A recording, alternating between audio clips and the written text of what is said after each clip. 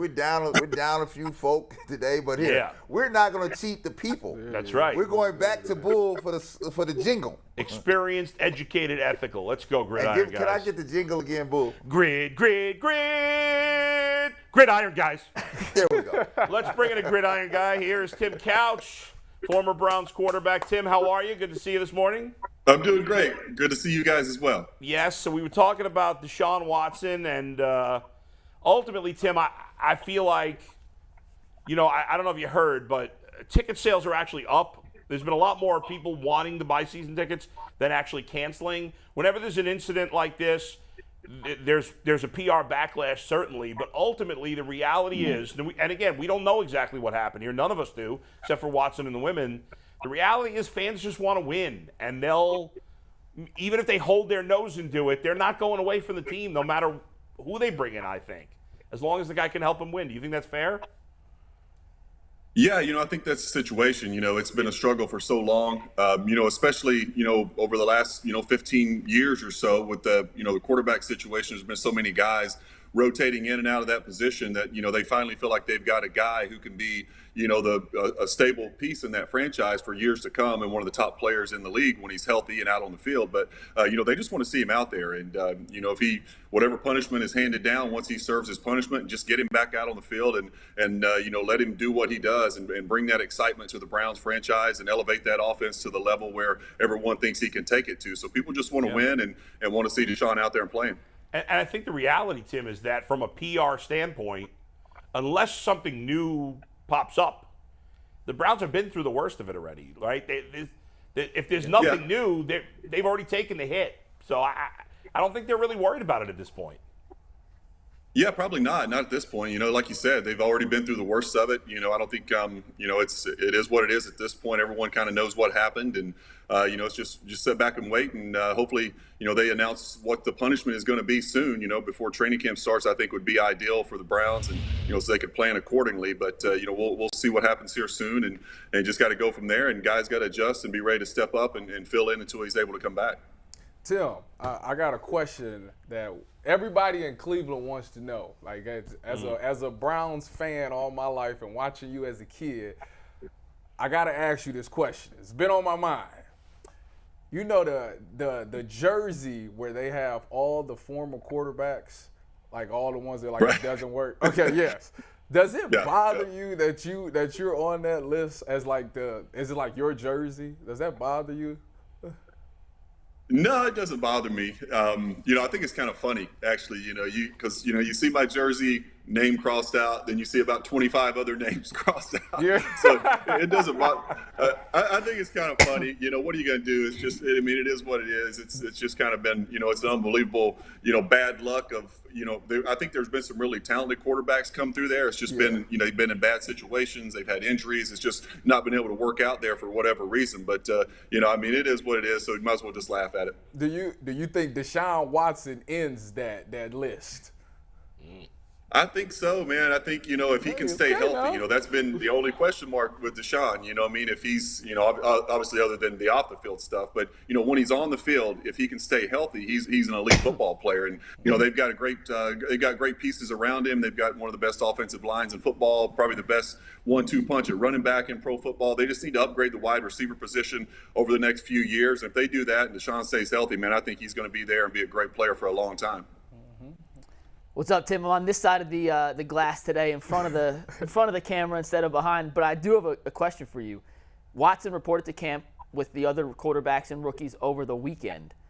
If you were in his shoes and you were at camp with all the suspension, anticipation weighing on your head, how would you handle kind of the balance of taking this full on, learning the playbook, getting your reps in, but also knowing that at any minute it could all be kind of pulled away from you? Yeah, it's a tough balance. There's no question about it because you're going to be suspended. It's just for how long. But, at the same time, you got to get mentally and physically ready to play football when your suspension is over. So you can't just sit back and let the other guys take all the reps. You have to get it has to be a good mix in there where you can feel comfortable that you've had some repetitions in this offense. He's trying to learn a new system, just getting the new terminology. You want to get in the huddle, call these plays in live action, with a play clock running down, and if you can spit these plays out, get up to the line, get through some audibles if necessary, things like that you want to get familiar with the offense. You don't want to just be thrown right into the game situation without having that type of practice time. But at the same time, we know he's going to be suspended, so you also want to give Jacoby and the other quarterbacks the work that they're going to need to get prepared as well. So it is a balancing act, and it's tough on the coaching staff to figure out how many reps we give this guy, how many reps we give that guy. So it's kind of a touch and go situation right now. Like I was saying, hopefully they will announce what the suspension is going to be sooner than later, so these guys can figure out the reps and when Deshaun's going to be able to play. Tim, I got a question for you and I was just thinking about it as you were just talking here, right? So we all think we know that there was a suspension coming, right? We very understand what kind of games we all anticipate it to be. Well, guess what? Maybe Deshaun don't think he's going to get suspended, right? You're right. Well, hold on. I want to take you a little step further because I pay the Players Association a fee, right, to represent my interests, right? And if I don't think I did a thing wrong, you can send me 5 games. I'm like, no, we're not going for 5 games. We're going to fight this thing all the way. This thing could get real messy. So I'm just thinking about it as you were talking. Somebody has to get to Deshaun Watson and start to convince him that it may be in everybody's best interest to take these games. Right. Yeah. Right? Because this could go sideways. I'm just thinking about that when you say that. What do you think about that? Because you play the Players Association handle your affairs. Yeah. I got a percentage of my That's check. a great point. I think that is a great point. If Deshaun feels he's completely innocent in this situation, maybe he does fight this thing and it does go sideways. But, hopefully, it's just been a PR nightmare for him and the Browns right now. So hopefully whenever the suspension is handed down, hopefully he can accept it and it's not, more than he was expecting or anything like that. So they can just get it over with, get it behind them, and get on with football, and this guy can get back out in the field and hopefully move on with his life and get himself better, be better off the field. And I'm sure he's he's getting all the the counseling and the therapy that he needs to deal with this stuff mentally. I'm sure it takes a massive toll on you when your name's getting slandered in the media every day, and just it's such a large fall from where he was. The way he came into the league out of Clemson with everyone thinking he's going to be such a great player, and he was, to having to go through this stuff off the field. So that's a big thing to handle mentally. So hopefully he's getting the help for that, and he can get back out in the field and be the player we all know he can be. Tim, last week the Browns signed Josh Rosen in the mix at quarterback. We know that Watson, assuming he gets suspended, Jacoby Brissett's going to start. Rosen probably competing with Josh Dobbs for the backup spot and then eventually the third spot. Josh Rosen is wearing number 19. No quarterback has worn 19 in Cleveland since Bernie Kosar. Do you have? Is that disrespectful to Bernie? I mean, I don't know. I mean, it's hard. You can't retire that many numbers in the NFL because there's just so many numbers you have. I mean, what do you think about another quarterback wearing 19 since Bernie? Yeah, I don't necessarily like it in this situation. I think if that's going to be the case, if a quarterback is going to wear that number, I think it should be a special player, a guy you're going to build your entire franchise around, with Bernie saying, I believe in this guy. I think he's our future. I give him the blessing to wear my number. One of those type of situations. I don't think you want to give it to a guy who's going to be probably your number 3 quarterback, maybe your number 2 if he's lucky. So, I think it shouldn't be in this situation. I think it should be, like I said, where a guy is going to be, a great player and, go to Pro Bowls and hopefully lead a team to a Super Bowl. That's the guy you want wearing that jersey. It's such a legendary, special number in the franchise. And I know I stayed as far away as I could from that number. I went number 2, so I was way down the list, away from 19. So I didn't want any part of that number. But, so I wish it would. I wish he wouldn't wear it, but it is. What was your relationship like with Bernie, Tim? Fantastic. Bernie and I, we've gotten closer over the years. For some reason, when I got to Cleveland, Bernie and I were really communicating and talking quite a bit, and the franchise kind of tried to keep us away from each other in a sense. And I'm not sure, real sure why. Bernie, was, wanting to help me get acclimated to Cleveland, and also, just dealing with, coming in as a high draft pick and dealing with the pressures and, also some football stuff, we would talk about. So we talked, a little bit my rookie year and stuff like that. And he would come around practices and, some games and stuff. But, they really didn't let us get super close for whatever reason. And then afterwards, when I started doing the broadcasting, I was doing the preseason games with Jay Crawford, and Bernie was working with us as well. So Bernie and I got a chance to kind of reconnect and get closer, and we talk quite a bit now. So we're much closer now than we were when I was playing. And I'll say this, Tim. I agree with you that front office should have cut that jersey conversation off a long time ago. When it's about grabbing 19, no, you cannot have 19. We give you 7. You can take 7, right? Yeah, and 19 7, is reserved for somebody. Well, come on, I'd be like, come on, kid. Right. We cannot. Yeah, exactly. But I would say this though, as it relates to the front office, and it's funny because when you go to different sports, front offices are funny. They try to separate you sometime from what they think a reality is. I think you and Bernie together he'd been a great mentor towards you, is understanding what to expect here, what he sees here, and it's a benefit to you. Right. So why somebody would not want to do that? It's just like when a young player moves to town and they say, well, you moved 50 miles outside of town. Don't you come around none of these people over here, right? Because they think that's in the best interest of the club, but it's not. You have to learn from other people's experience, and I think that when you have an asset of people like you, Bernie, people who have been through the rigors, that's a valuable asset to be used. We have to deploy that, and I don't think all the times the Browns, the Indians, and the Guardians, the Cavaliers, I don't think we exercise that to the fullest capability all the time. Yeah, probably not. I think it would have been a great situation, and I never did really understand why they kind of kept us apart. Maybe they thought Bernie was going to, try to get in my head and change my thoughts about, other than tell me something different than what the coaches were trying to teach me about how to do certain things or whatever. I'm not sure what they thought was going to happen, but I know Bernie and I just, we would still talk from time to time, but, I really kind of wanted him to, be that mentor because, Bernie's game was, he was so great at the mental aspect of playing quarterback, processing information, going to the right place with the football, taking care of the ball, not turning it over. He was great at reading defenses and reading coverages and checking out of plays at the line of scrimmage and calling his own plays. And, he was far ahead of his time as far as that goes. And he was a great mind at the quarterback position. And I certainly could have benefited from having a better relationship with him when I was there. Tim, you mentioned that relationship with Bernie. Did any quarterbacks after you come back to you and try to formulate that same relationship that you had with Bernie? Anyone come to you as a mentor figure?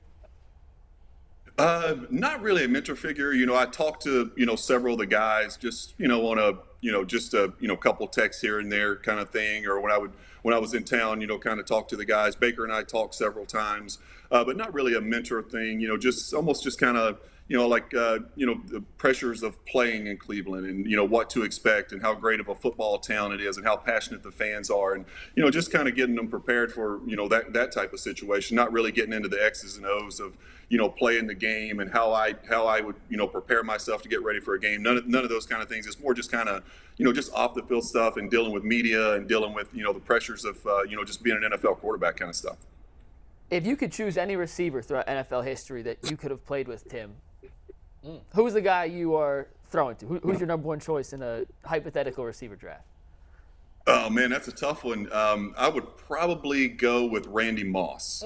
Just the size and the speed and just a complete game changer, man. Just to have a guy like that on the outside, he really dictates the coverage, because it makes it so much easier for a quarterback to read coverage because they double team him so much. And it's simple. If they don't double team him, you just throw him the ball because he's going to win a one-on-one situation. So it makes the reads pretty easy, man. You look out there, if the safeties roll over to his side and you double cover, they can't cover everybody on the other side. So he simplified the game for the quarterback, I think, that he was playing with. But he would have been fun, man. And he also had that ability to just go up. Even if he was double covered, you see so many times they would just throw it up for grabs 50 yards down the field, and he would go up over top guys and catch the football. So that would have been fun to play with a guy like that.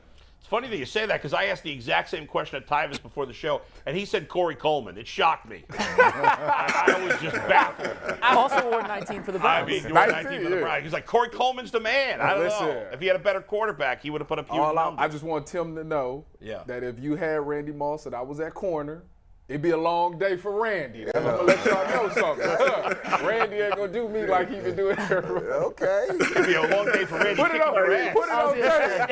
America. Put that on Twitter.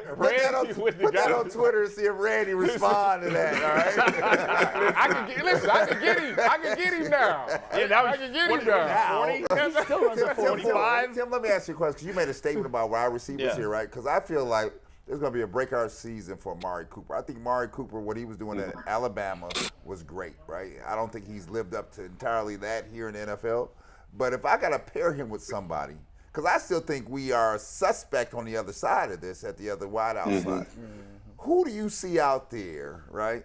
Battered, bruised, or whoever, right, that could help us on the other side? Because I can turn over to a rookie all day, but give me a veteran, somebody that's been through the rigors here a little bit. I'll throw you some names, Tim. Like Julio Jones is still out there. T.Y. Hilton, Right. Will Fuller, who played with Watson, obviously is a little younger. I mean, you think any of these guys could still? You think Julio or T.Y. have anything left in the tank? I think they probably have something. Julio was in, Tennessee a year ago and didn't look like the old Julio Jones. So you got to question how much he has left in the tank. T.Y. is a guy who's been extremely successful. You'd think he would be good in an offense like this. But, those guys. But, Will Fuller would probably, if I had to pick out of those guys, I would probably take Will Fuller for the simple fact that he's been with Deshaun and they had so much success in Houston. But he's just one of those guys that can't stay out on the field, man. When he's on the field, he's dynamic and he makes huge plays down the field. He's explosive, but he's always hurt, I mean, it's just that's been a frustrating thing for him throughout his career. But he would be obviously fantastic in this offense and pairing him with Deshaun. I got one for you. When Odell was here, because he's a free agent as well. When Odell was here, Kevin Stefanski came out and said that I got to find a way to get him the ball. Do you think it was the play calling, or you think that the shoulder injury of Baker was not allowing him to get the ball? Which one do you think it was? I think it was probably more Baker's injuries not getting him the ball because, I think there are a lot of times where, we've seen all the videos that I guess it was Odell's dad posted or whatever, Odell not getting the ball when he was open. Odell, he proved he still got some juice left when he goes to the Rams and, wins the Super Bowl and was a huge part of that offense. So he can still get open. He can still make plays. And I think they were calling plays to get him the ball. It's just when you're hurt as a quarterback, then you almost feel like when you got a guy like Odell, you almost got to feel like you're trying to force it to him sometimes because he's so good. Run after the catch that you just want to put the ball in his hands as many times as you can, and you just kind of force it to him a little bit. And then Baker made some errant throws when trying to get it to him as well. He missed some deep balls to him, so it just never clicked with those two for whatever reason. They never got on the same page, and it never became the type of connection that we all thought it would develop into. And I think Baker's injuries probably were the biggest reason for it. Well, Tim, good point here. So who's when you see that your quarterback is injured? Well, whose responsibility is it to pull who? Is it Baker's responsibility to pull himself, or is it Stefanski's job to pull him? Right? When you see things are not, I think it's going the way it's supposed to go. I think it would probably be exactly. Yeah, I think it'd probably be more Stefanski's job seeing he's not making the throws that he's used to make, or the ball's not as accurate. It doesn't have as much velocity because as a player. Especially, a guy like Baker who's extremely competitive and, he just had a great season the year before. You don't want to come out of the lineup. You don't want to give somebody else the opportunity to run your offense. And you want to stay in there and you feel like if you're 70% or whatever, 50%, you're still the best option for the team. But, that may not be the case. When you're out there and you're missing throws and, your shoulders, messed up and you're inaccurate, the ball's selling on you, you're throwing it over guys' heads that are wide open. You kind of got to, the coach has to say, okay, this isn't the guy that we saw last year, the guy that was leading us to the playoffs, the guy that was accurate with the football, making good decisions. And, this is a different player, and we have to believe it's because of his injury. So I would lean more towards it's the coach that needs to see that and evaluate that and take him out because as a competitor, as a quarterback, you're not going to you don't want to go to the sideline and watch another guy run your team. So I'd probably lean more towards a coach on it. So how many games was Stefanski supposed to give him before he was to pull the cord on that? How many games was he supposed to get? Yeah.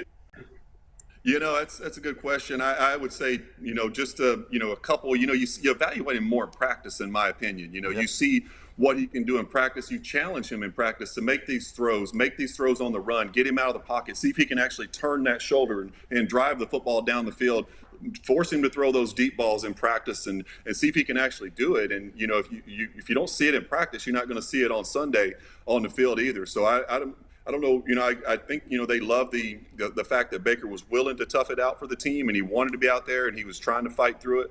But at the same time, if the production and the talent goes down, you gotta evaluate that and say he's just not healthy enough to be out there to help us. He's kind of hurting the offense more than he is helping. Even though we love the fact that he's fighting and competing and wants to be out there, even though he's injured and not feeling his best. Tim, I think you're more qualified to answer this question than any other guests we have on the show. Anthony, can you pull up the Amari Cooper tag board? Yeah, coming up right now. All right, Tim. So look at this stat real quick. Wide receivers with 7,000 reception yards and 500 receptions before their age 28 season. Randy Moss, DeAndre Hopkins, Mike Evans, Larry Fitzgerald, Antonio Brown, and Amari Cooper. Wouldn't have guessed Cooper was on You that look at that yeah. list, and those numbers indicate Cooper being a bona fide, legitimate number one superstar receiver, but the reality is I don't think any of us think he is that true bona fide number one. So my question to you, Tim, is what separates a really, really good receiver from a game breaker, game changer guy like the other 5 guys on that list? I think when I look at that list, most of those guys are just, guys that, have outstanding speed. They can hit the big one at any time. Amari, to me, is more of a guy who's great with his routes. He's going to be great with the underneath stuff, almost more of a possession type of guy. You look at a Randy Moss and, Mike Evans, those guys really are making those plays down the field. Antonio Brown, they're explosive, with the football. So, I just kind of see Amari as a great player. No question. He's been super productive since he's been in the league, but I don't see him as that, game-breaking type wide receiver. He's more of a guy that you can rely on to be exactly where he's supposed to be, precise with his routes, getting in and out of breaks, understanding zone coverages, where to sit down, finding holes in the zone, those kind of things. But I just don't see him as that game breaker that you want as a explosive, true number one. Tim, Pro Football Focus came out with their top 50 NFL players. And the Browns have 3 guys on the list: Nick Chubb, Myles Garrett, and Joel Bitonio. I think you might be able to make an argument for Watson, although because he didn't play last year, maybe that's why he's not there. Certainly Denzel Ward and even Wyatt Teller are guys that could potentially be somewhere close to that list. The fact that the Browns have 3 guys on there and maybe another 3 that could be by next year, there's probably not a lot of teams in that category. That's pretty good to have that kind of superstar power.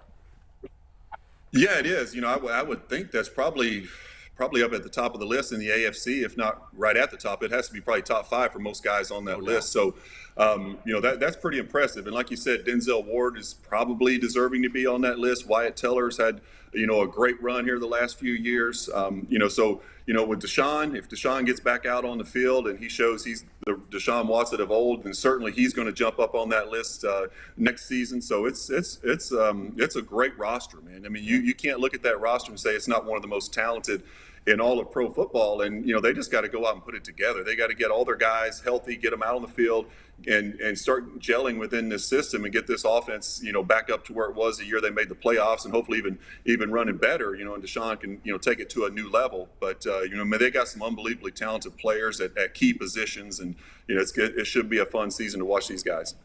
Tim, in your prime, are you throwing for 5,000 yards and 50 touchdowns on this offense? I sure would like to try. I know that. It looks like a lot of fun. I would be more happy to play just to have that running game and that support with, Nick Chubb and Kareem Hunt. That takes so much pressure off the quarterback. We really didn't have that great running game when I was in Cleveland. We had William Green came in my last few years and did a nice job for us. But this Chubb and Hunt are just phenomenal football players paired with that great offensive line as well. So you get so many opportunities to throw one-on-one against one-on-one coverages when you have these guys. These safeties are coming down in the box to stop the run, and it makes your reads a lot easier. You get a lot more shots down the field off of play action. Play action much more effective. You get an opportunity to take the one-on-one shots on the outside. It'd be a lot of fun to play in that system with that offensive line, those running backs. And I love Stefanski's system and how aggressive they are at times, and pushing the ball down the field. So it'd be a lot of fun to play in that system. Tim, last thing, I know Watson's already here, but when it was a day or two before you would go to camp, what were those last couple of days at home like? Nerves. What's going on in your head those last couple of days before you go to camp? Yeah, there's certainly some nerves involved. You're that kind of anxious feeling you want to get going. You're excited for the season. Also you're just trying to spend, the last few days, with your family, because once the season kicks in, your mind just kind of goes into pure football mode, every day, and you're on the grind for the next, several months. So, just spending time with the family, but also just kind of that nervous energy building up. You want to make sure you're prepared with what you've been doing all off season with your training and, working out with a quarterback coach, whatever it is that you were doing that off season. You just can't wait to get out on the field and see the improvement from, for the previous season. So it's I would say it's a lot of emotions coming into camp. There's also that, it's camp, man. It's not fun, especially back then, the 2-a-days we were doing were, not that I was out there hitting or anything, but, you go out there for 2 practices, a couple hours a day. I mean, your arm is dead by, the first week of practice. The DBs and wide receivers, they're hurting, man. They've been out there running in the heat for a couple days, 2 practices a day. So it was a grind back then. So there's always that kind of, you dread training camp a little bit, but you also really look forward to it because it's football season again. Tim, great stuff as always, man. We appreciate you taking the time. We'll talk to you next week. Thanks for joining us. Thanks, Tim. All right, Tim. appreciate it, guys. Tim Thanks for having Couch, me. there he goes. We're going to get to what the internet's saying in just a minute.